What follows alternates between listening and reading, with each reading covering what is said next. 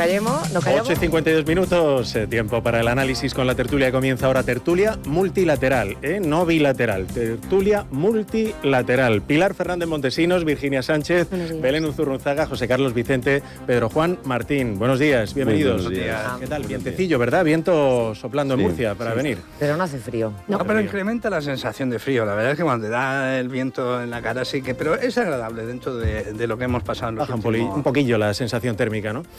Bueno, la crisis ferroviaria, que sigue acaparando gran parte del tiempo y espacio de los medios de comunicación, a ella le vamos a dedicar los primeros minutos de esta tertulia. Voy a situar rápidamente.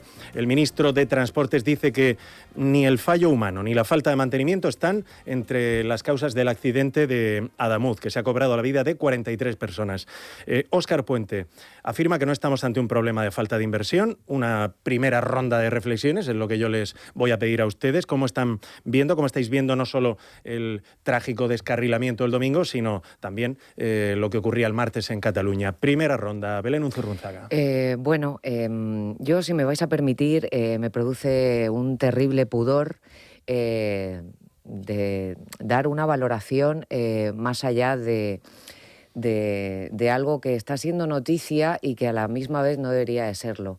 Y es la unidad que he visto por parte de las administraciones desde el minuto 1 que ocurre esta catástrofe, que es algo que aplaudo y que quitando a Núñez Feijóo, el resto de los responsables políticos creo que hasta la fecha están siendo absolutamente impecables, aunque ya desde ayer empiezo a notar un poco de carroña y cómo empieza la cosa a agitarse el avispero. Pero no tengo ningún conocimiento sobre trenes ni sobre todo lo que ha sucedido. Me da mucho pudor cómo ahora salimos o salen a dar informaciones y hasta hablar de las ruedas en los raíles cuando no tenemos absolutamente ni puñetera idea, y creo que todavía hay un cuerpo que hay que identificar y que sacar de uno de los vagones, y creo que deberíamos de ser todos un poco más humildes, prudentes y hablar desde otro lugar. Este es mi opinión. Bueno, un accidente es algo inesperado que nadie desea, y más con la magnitud de la tragedia que hemos vivido. Es evidente que la actitud de los políticos en general en esta ocasión pues ha sido bastante más comedida, sobre todo en el respeto a las personas, que es lo más importante. Yo creo que los partidos, la oposición, tiene que cuestionar, porque es su obligación, cuestionar lo que se ha venido haciendo y lo que hay que en el futuro hacer. Eso es razonable, porque para eso está la oposición. Desde el respeto, desde la lógica y desde el uso de los tiempos, no inmediatamente, pero sí establecer qué ha pasado, lo hemos hecho bien, lo hemos hecho mal. Para eso está la oposición y el gobierno, para justificar, explicar e informar a la ciudadanía de cuál es la política ferroviaria, sobre todo de carácter de mantenimiento. En el mantenimiento. ¿Qué sucede? Aquí, en mi opinión, y que eso me gustaría hacer una reflexión, es que los ministros, las ministras, pues muchas veces muchas veces los juzgamos porque no están o no parecen estar, quizás sea el término más apropiado, a lo importante. Es decir, y cuando un ministro pues se dedica a una acción de confrontación política y que utiliza medios como TikTok, como etcétera, otros tipos de... con una sensación, y digo sensación, que no tiene por qué ser cierto, pero una sensación de frivolización de la actividad política como cabeza del Ministerio de Transportes, pues muchas veces lo que sucede es que cuando llegan estas situaciones que requieren un rigor, se cuestiona la actividad previa, si se ha hecho correctamente o no. No estoy diciendo que no se haya hecho correctamente y que se haya trabajado de forma adecuada, sino lo que estoy diciendo es que la percepción que tienes cuando una persona la ves con frivolización política, resulta muy difícil trasladarlo al traje de la responsabilidad. Yo creo que ha manejado muy bien la crisis y no maneja nada bien Twitter. Virginia. Yo comparto con Belén la sensación del pudor a la hora de intentar abordar, intentar generar esas conclusiones, ese aura de opinión, sobre todo en el momento en el que hay fallecimientos y además, en este caso, la prensa ya no está hablando de números, sino que nos está bajando a las historias personales. que llega un momento que llegas a decir sí y no, porque el conocer la historia personal al final te humaniza lo que es ese número, te humaniza la realidad de la que estamos hablando, pero también te involucra un poco en esa línea tan débil del amarillismo, de hasta qué punto es necesario y hasta qué punto estamos construyendo. Virginia, ¿cuántas veces hemos escuchado a un chico que se llama Fidel, que es el que ha perdido a la madre, que al hermano lo desintubaron y que el hermano salvó a los hijos que habían ido a ver El Rey León a Madrid? ¿Cuántas veces ha contado en todas las cadenas que el hermano recién desintubado le pide: Fidel, cuenta cómo era mamá? O sea, la primera noche que yo lo escucho en Pepa Bueno, en Televisión Española, ya se me encoge el alma. Y ya dices, ya basta. Y ahí ya yo me siento incómoda en el sofá de mi casa y me produce una angustia. Pero es que pones al día siguiente un refrito de las televisiones y ves que Fidel, que es un hombre bondadoso, bonito y que ahora mismo está roto y que aquí está sintiendo el abrazo, pero lo que están haciendo las cadenas de televisión es sacar el vender su historia. Y eso me resulta obsceno. Sí, a mí también. Y luego, además, sobre todo, porque para sacar conclusiones hay que desvincularse, nos guste o no, de ese humanismo que hay dentro de una realidad, porque hay que empezar a hablar y analizar qué ha fallado. Tenemos que empezar a asumir que el riesgo cero no existe y que las cosas, teniéndolo todo controlado, al final suceden porque hay elementos que no puedes controlar. Entonces, tenemos que sacar conclusiones muy feas y muy dolorosas y solo se van a poder sacar desde un plano un poco más atrás. Pedro Juan, y cerrará Pilar. Vale. Bueno, yo parto siempre de que ante hechos de esta magnitud y con víctimas por medio y fallecidos, lo primero es ponerse en la situación de dolor. Yo creo que eso es lo que nos corresponde a todos como seres humanos, empatizar a través del dolor de los que han sobrevivido y de todos los amigos y familiares de los fallecidos. Yo creo que ese es el posicionamiento humano que todos deseamos ver en todos. En este sentido, no quiero decir que no haya que revisar porque se ha causado, etcétera, etcétera, pero no es el momento en el momento del fallecimiento, en el momento de la tragedia. Yo creo que lo primero que hay que pensar siempre es en las víctimas y en todo lo que tiene alrededor. Ya habrá tiempo posteriormente a empezar a analizar las causas, etcétera, etcétera, que podrían haber dado origen a esto. Y me permito ya solamente un dato técnico. Estuve escuchando al vicepresidente del Colegio de Ingenieros Industriales de Madrid, especialista en temas ferroviarios, hablando de dos temas que considero importantes. El hecho de que él, desde su perspectiva técnica, había tenido acceso a ver las revisiones que se habían realizado en las vías, soterramientos, etcétera, etcétera, que se había producido.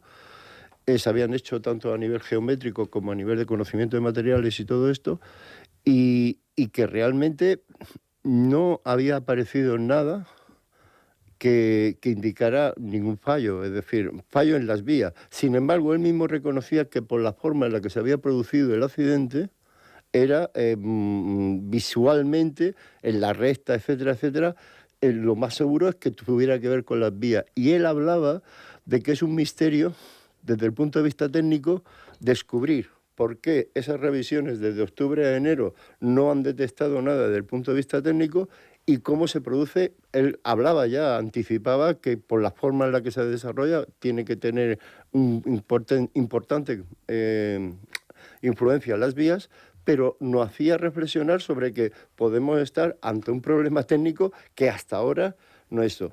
Claro, cuando tú oyes esas explicaciones y lo pasamos ahora a la esfera política con una serie de ataques, ¿me entiendes?, que no tienen ningún fundamento.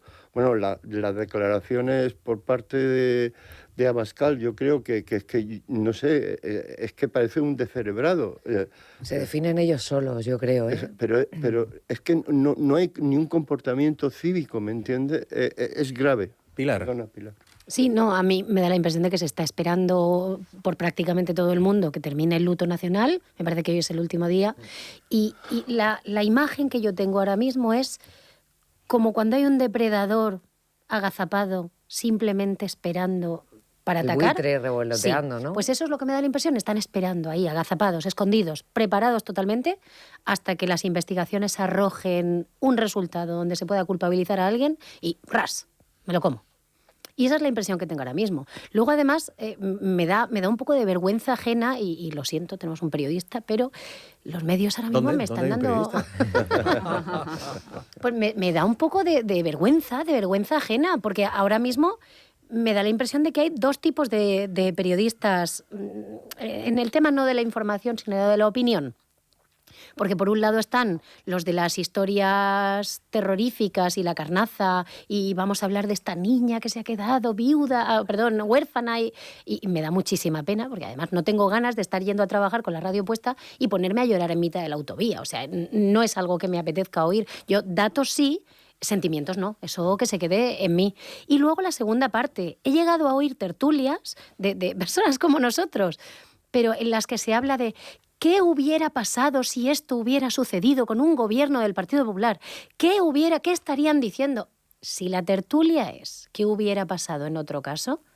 Corta la tertulia, habla de lo que hay, que suficiente tenemos, como para estar inventando supuestas circunstancias en las que se hubiera producido. O sea, no puedes criticar lo que a ti se te ocurre que hubiera ocurrido. Vamos a hablar de lo que hay. Pues lo que hay, lo que se sabe de la investigación por boca de Óscar Puente es que el tren Irio accidentado en primer lugar y varios trenes previos presentan marcas, unas fisuras en la estructura que está debajo de la carrocería, ¿no? Los 5 primeros coches de ese Irio accidentado tienen muescas, ¿no? Tienen como cortes en los ejes y ruedas. ¿Y esto qué pasa? Pues que abre la posibilidad de que hubiera un defecto en la vía, lo que decía Pedro Juan, o un obstáculo incluso, ¿no? Pero lo que no se puede determinar aún es si esas marcas son las que provocaron el accidente o la consecuencia del accidente. Sí. Eso es, por boca del ministro, lo que sabemos. Que es posible que en las ruedas se hubiera enganchado algo y que fuera eso que se enganchó lo que rompió la vía. O sea, hablaba de las dos posibilidades. Pero bueno, ahora ya tenemos la palabra buggy, ¿no? Y antes teníamos la del flap, de cuando el accidente... Vamos aprendiendo, mira, ya somos vulcanólogos. Los todólogos son fantásticos. Todo. Yo me quedo de verdad con las 2 horas y 20 minutos de una rueda de prensa ayer, sin límite de preguntas. Me quedo con la foto en la primera rueda de prensa con ese alcalde de Adamuz, dando esas primeras palabras de agradecimiento a sus propios vecinos y con todo el equipo de administraciones públicas a una. Me quedo con la clase y el saber estar de Juanma Moreno en esta crisis y cómo ha trabajado desde el primer momento. Me quedo con Óscar Puente, que todos sabemos que es un señor complicado, con una gestión efectivamente de sus redes sociales terrible, que anoche decían, y para mí con mucho criterio, que es verdad que Puente no ha sido especialmente benévolo en catástrofes donde han sido gobernados el Partido Popular, como fue el incendio en la Mezquita de Córdoba y en otros lugares en donde Puente ha sido especialmente salvaje en redes sociales.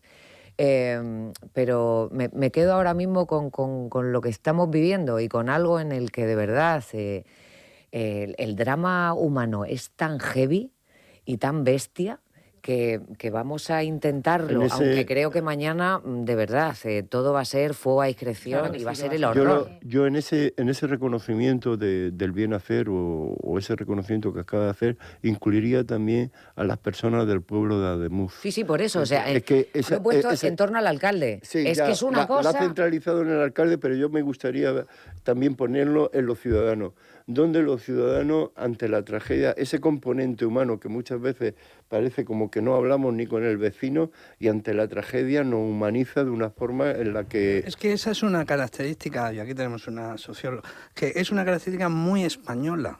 En situaciones de ese tipo. Para otras cosas no somos tan comunitarios.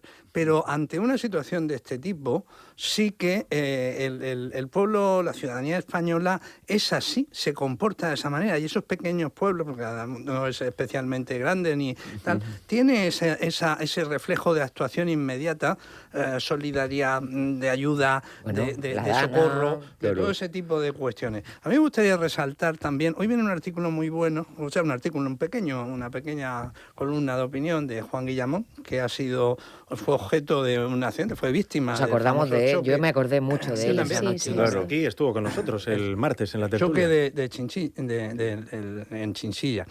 Pero quiero resaltar que él hace un cálculo de probabilidad sobre la seguridad del medio, de los trenes en general, y en concreto de los viajeros transportados, del número de kilómetros, de las líneas de alta velocidad. Dice que es extremadamente seguro. Y él lo dice, y él confía, él que ha sido víctima de un accidente de ferroviario, pues tiene confianza plena. Y eso es lo que hay que transmitir, porque eso es. Tenemos porque lo que no se puede generar una psicosis, porque además dos hechos que las circunstancias han querido que se lleven poco tiempo, como son lo que ocurrió el domingo y lo que ha ocurrido el martes, genere esa psicosis y esa forma de reaccionar, que siempre es ansiedad, inquietud, etcétera, etcétera. Desconfianza. De mucha desconfianza. Entonces, yo creo que ahí el mensaje también es un mensaje tranquilizador. Primero también hacer ver que somos el país con más kilómetros de vía férrea que hay, que somos muy innovadores y muy seguros. De hecho, otros países vienen a formarse de los avances que tenemos en este campo. Es decir, esto no lo digo yo, está más que contrastado. Y que, bueno, vienen estas desgracias.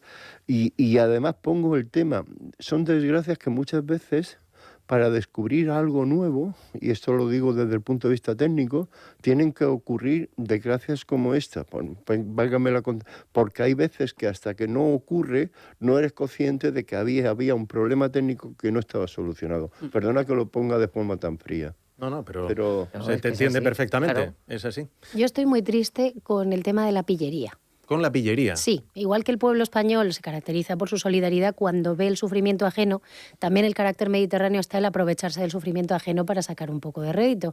Y en este caso, el tema de la subida de los precios de los coches de alquiler, gente que se ha apuntado a ser anfitrión en BlaBlaCar para subir el precio y sacarle un rendimiento económico a esto.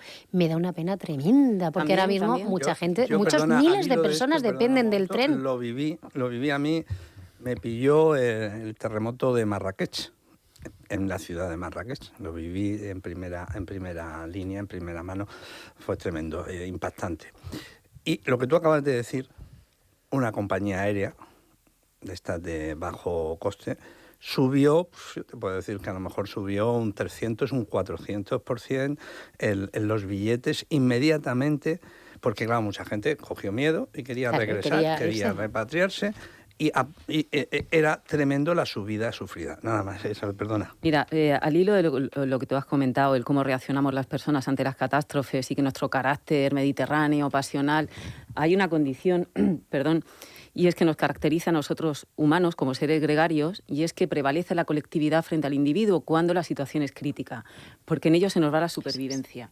Entonces, en ese caso es una empatía casi que se produce de forma natural. Si no cuidamos el todo, el uno corre un riesgo tremendísimo. Luego ya es verdad que es muy cultural la forma en la que lo hacemos, acalorada, con esa premura, sin cuestionar, dejándolo todo de lado. Eso sí puede ser más mediterráneo. Bien, hay algo que yo creo, y siempre lo he pensado, que la condición nuestra como ciudadano, a nivel de condición, a nivel de compromiso y a nivel de concepción de nuestra capacidad de acción, supera en condición y en calidad a la gran mayoría de nuestros representantes. Y eso me lleva a decir y a sacar a colación de que hay un concepto que es el de la buena gobernanza, que habla de que para que haya buena gobernanza hay tres pilares. Están los poderes, está la administración, que es como la espina de un pescado, el que lo sujeta todo, y luego está la ciudadanía. El problema es que la ciudadanía nos han sacado de la ecuación. Parece que participar en la democracia o en el hecho del todo de lo público es ir a votar y ya olvídate. Este tipo de situaciones nos recuerdan que tenemos un papel primordial y fundamental y que la acción parte muchas veces de lo que somos capaces de hacer nosotros por iniciativa propia. Ya, pero esa iniciativa se ha perdido, Virginia. Espera. Es que luego además, mira, hay una cosa, y en cuanto a la Dana y en relación a esta catástrofe, en la Dana se vendió que los ciudadanos tuvieron que actuar porque el Estado fue deficiente en cuanto a su despliegue. Yo creo que somos complementarios.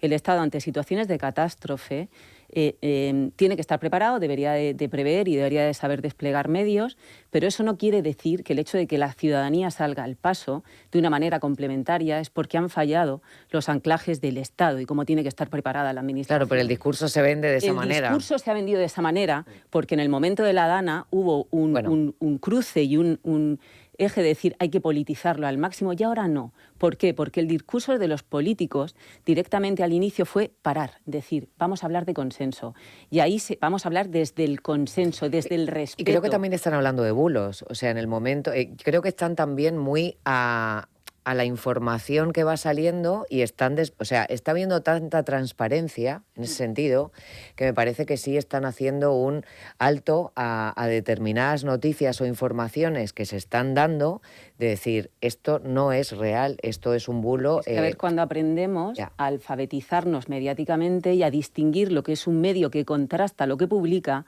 a alguien que no contrasta lo que publica, porque yo de verdad todavía me encantaría encontrar esto es como muy de broma, al que vendía droga a la puerta de los colegios, ¿sabes? Que son estas cosas que te contaban, al que es capaz de colgar un vídeo de un perro diciendo que es el perro que se ha perdido. Pero bueno, nos sobra tanto tiempo, de verdad. Pero es que se hace viral a los 5 minutos, Virginia. Pero es que se hace viral eso antes que algo que es verdad. Que sí. Al hilo de lo que comentaban Pilar y José Carlos, las organizaciones de consumidores han recordado estos días que están prohibidas las subidas de precios abusivas en situaciones de catástrofes. Eso les han recordado a las compañías. En todo caso, Consumo prepara una ley para frenar subidas abusivas en el transporte, ¿no?, tras el accidente de Adamuz. Y hablando de transporte y hablando de turismo, y así cambiamos de tema y nos relajamos un poquillo. Hoy es el Día de la Región de Murcia en Fitur, la Feria Internacional de Turismo. No sé si habéis estado alguna vez. Bueno, Belén, por supuesto. Me sorprende muchísimo, porque lo he oído antes de la conexión con Marta, que nunca hayas ido a Fitur. Nunca me ha tocado cubrir Fitur y nunca he ido a título particular. Yo he estado en 3 ocasiones en Fitur, hace ya unos años. Virginia, no. Yo he estado allí, además, en representación muchas veces de alguna empresa en la que trabajaba, y la verdad es que para mí es una experiencia muy bonita. Muy bonita porque además te permite ver algo que a los que nos gusta el marketing, la verdad, y sobre todo el marketing de las ciudades, que es un marketing muy específico de cómo se venden los territorios, cómo se venden las ciudades, cómo se intentan posicionar para ser atractivo. Este año se dedica a México. Ha estado un compañero mío para allá porque dice que el stand de México este año parece ser que es espectacular. Con lo cual, pues me alegro mucho por nuestros compatriotas mexicanos. Pero a mí lo que más muchas veces he hecho en falta, cuando llego a la parte de Murcia, de nuestra región, es que muchas veces no sabemos muy bien qué es lo que queremos transmitir. Aquí quiero decir también cosas. Belén. Sí, no, que por favor, que continúe Pedro, porque yo voy a ir a su trantrán después. Sí. Te vas a meter por esa vereda, ¿no? Sí, me voy a meter por ahí. Bueno, esta opinión, desde luego, es una opinión de un observador de fuera que dice, bueno, llego y claro, como tú conoces la región, conoces todas las posibilidades que tiene, pues no ves reflejado plenamente todo lo que se podría estar exponiendo allí.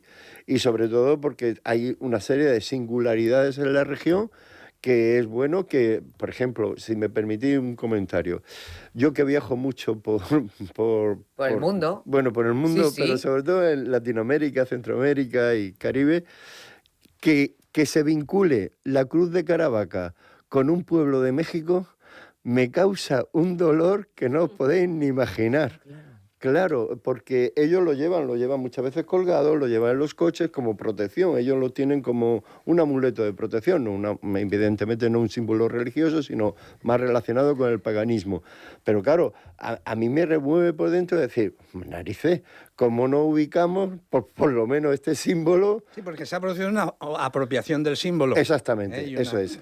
Pero eso es también porque tú no lo marcas. Y yo lo he puesto como ejemplo, porque habían otras cosas, pero creo que Belén puede aportar. Venga, Belén, tu No, experiencia bueno, a en ver, Fitur. mi experiencia en Fitur a lo largo de muchísimos años es principalmente muy divertida, porque, bueno, mucha gente que nos dedicamos al mundo de la fanfarria, pues es un momento en el que te lo pasas especialmente bien, quitando la parte profesional del Instituto de Turismo, de todos los turoperadores y de toda la gente que está allí, desde la previa, el montaje, que es sacrificadísimo, que son 1000 horas, que eso mata a cualquiera, y un montón de técnicos que trabajan dentro, y a los que desde aquí les deseo todo el ánimo del mundo y enhorabuena ya por el trabajo hecho ya desde aquí.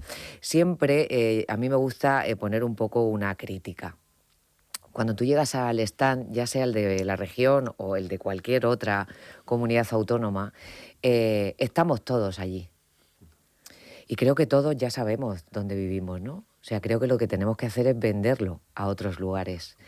Entonces, lo que ves es cómo nos retroalimentamos los unos a los otros de lo buenos que somos, con todos los políticos sentados allí, puestos, en el que vamos a hacer y vamos a vender y vamos a esto y vamos a lo otro.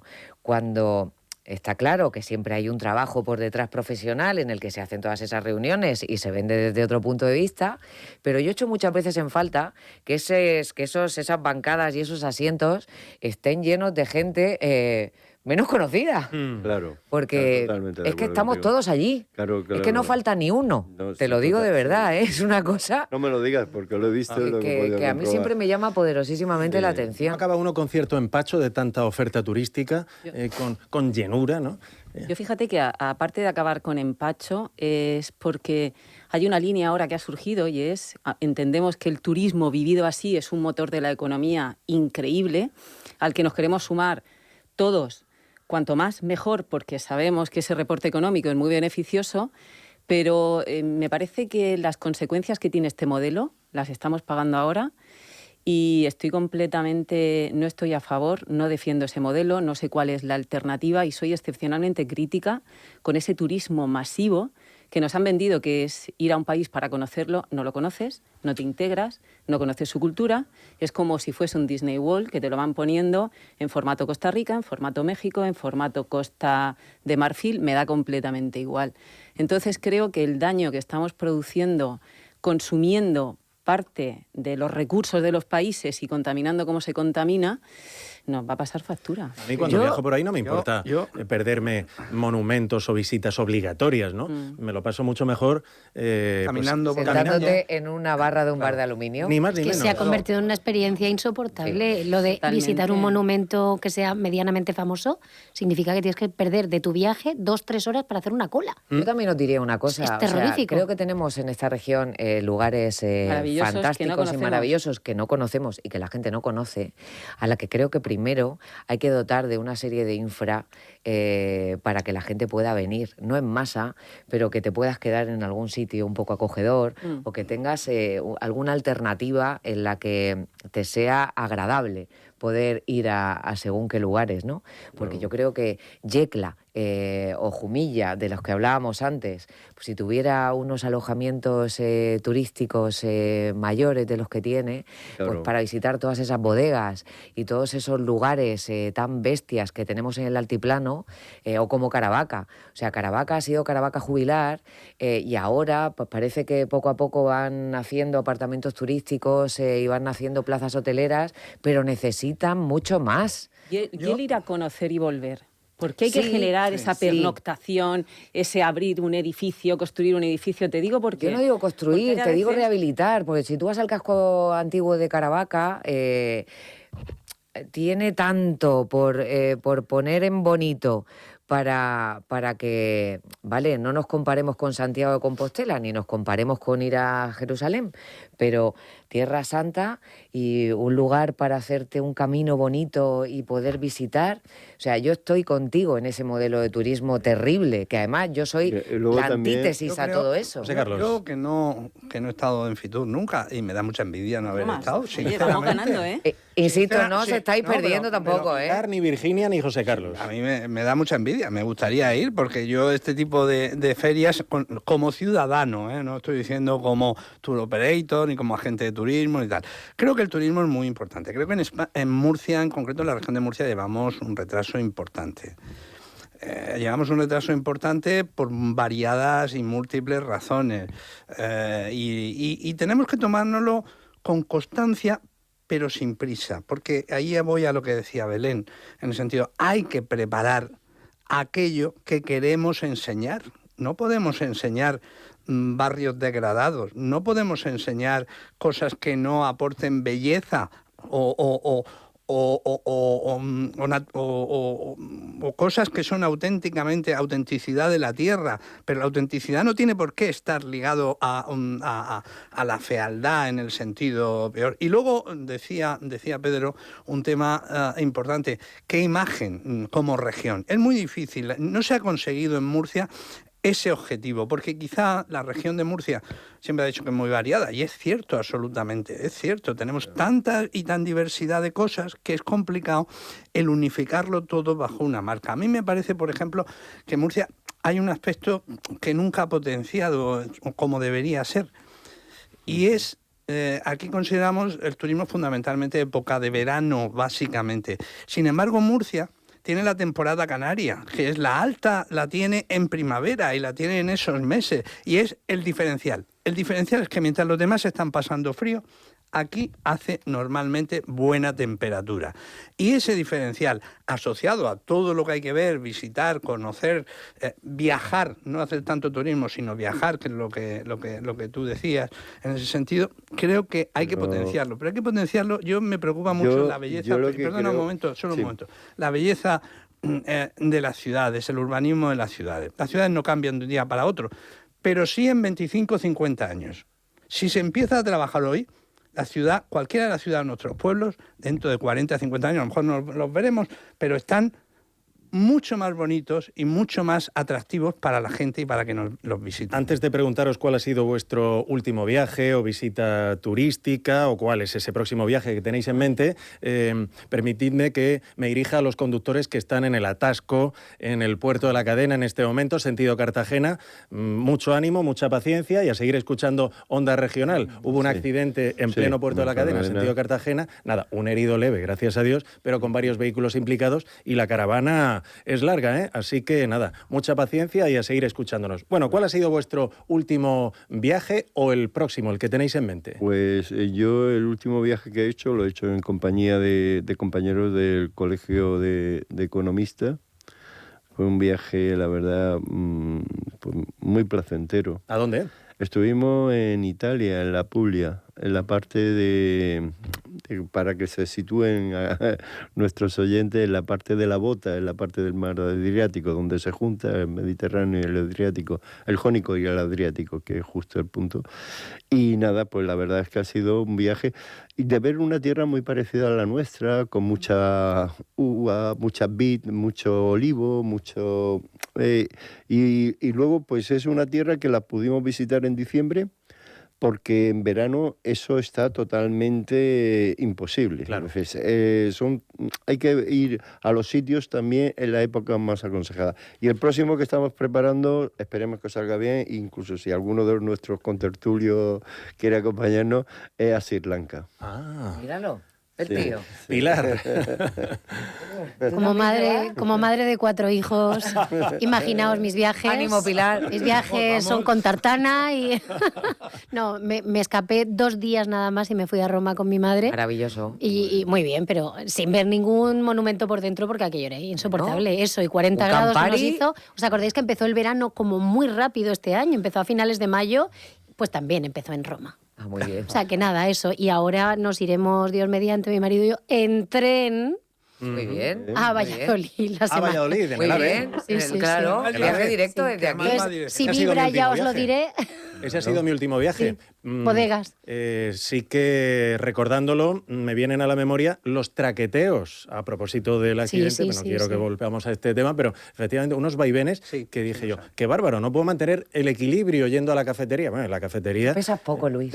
Puede ser que... Tiene un peso plumica. Es que en la Esto cafetería... es como en los terremotos, siempre los pisos más altos se nota más. Pues, También muy bueno, Belén, Uy, bueno, a ver, yo que soy una persona que vive con una maleta abierta prácticamente siempre, los fines de semana me suelo escapar, hago viajes de día, me he ido a Valencia a pasar el día a comer con un gran amigo y a volverme por la noche. El fin de semana pasado estuve en una tierra adoptada, a la que adoro y quiero muchísimo. Me fui a Almería y estuve comiendo unos caracoles y un plato de trigo delicioso. Este fin de semana me voy a Barcelona y el que viene, que es lo que me apetece mucho, me voy a Tánger. Anda. Qué bien. Y eso sí que me tiene deseando sumergirme en olores, en comida. Esto lo hacéis para darme envidia, ¿verdad? No, bueno, a ver, piensa, no tengo familia propia. Y bueno, al final yo de un tiempo a esta parte me he propuesto pequeñas cositas como esta, ¿no? Y decir que sí a todo en las medidas de mis posibilidades y con buena compañía. O sea, me parece que esto pasa demasiado rápido. Y es el momento. Bueno, sí. Ya sabes que este año, como estás bendecida y no te falta de nada... No me va a faltar de nada, ¿no? O sea, que con la leche. Por el panecillo, dices. Claro. También les da uno, Ana, ¿no? Un cada panecillo, semana trae algo. un panecillo bendecido, por lo menos de San Antón, sí que... Exactamente. A mí me ha dado, vamos, José Carlos. Yo sí me he movido. En diciembre me gusta mucho viajar, porque me gusta el entorno navideño, me gusta y me he movido por Europa. He estado en Viena, en Bratislava, en Estrasburgo. Que los catedráticos son otra liga. Los catedráticos, hacía tiempo que no Hombre, traía claro, sí. esta referencia a la tertulia. En privado se lo digo. Y la verdad es que es una maravilla la sensación de estar en un entorno que no dominas de forma... Es muy agradable, y más cuando esas ciudades, repito, la belleza de algunas ciudades, algunas reconstruidas, quiero decir, algunas son en parte fruto de la reconstrucción y otras fruto de la conservación y del cuidado que en Centro Europa se tiene y hacia la arquitectura y el urbanismo y claro, pues eso se traduce que en estos momentos son ciudades hermosas como Estrasburgo, rodeada de canales y con muchísimo turismo, Eso es verdad, que muchísima afluencia de personas que se mueven. Cada vez es más difícil ir a un sitio y no encontrarte, por supuesto, españoles y por supuesto también a gente de la tierra en los sitios más inesperados. Lo cual es bueno que nos movamos y que conozcamos otras maneras de afrontar las cosas, de cómo se organizan los transportes, de cómo se organizan las ciudades. Eso que es viajar, que no es solamente mirar y entrar y pagar la entrada turística y coger el audioguía y oírlo. Eso de impregnarte un poco y pensar un poco por qué esa ciudad es así, cuál es su historia, por qué en este momento es de esa manera. Eso para mí es viajar. Mis medios económicos no me permiten estar 2 meses en esa ciudad y conocerla tal, pero sí de alguna manera acercarme en la medida de lo posible a la esencia, a la naturaleza, al alma de esos sitios y lugares que visitamos. ¿Y el próximo viaje que tienes en mente? Pues no sé, me ha propuesto aquí ir a Sri Lanka. O sea, que te vas a apuntar. Que los catedráticos se retroalimentan entre ellos. Claro. Había pensado también bien. En fin, estoy ahí barajando. Sí, es una zona del planeta que está de moda, Está de moda. ¿Y Virginia?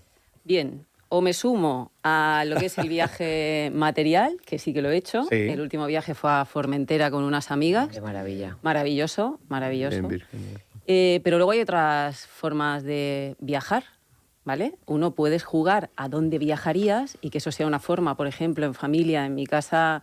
Mi hija pequeña dice que quiere viajar a Japón y eso es un poco una invitación a vamos a conocer su cultura, vamos a intentar ver cómo escriben, cómo piensan, cómo viven y jugamos a eso, a dónde nos gustaría y entonces puede ser también un viaje mental.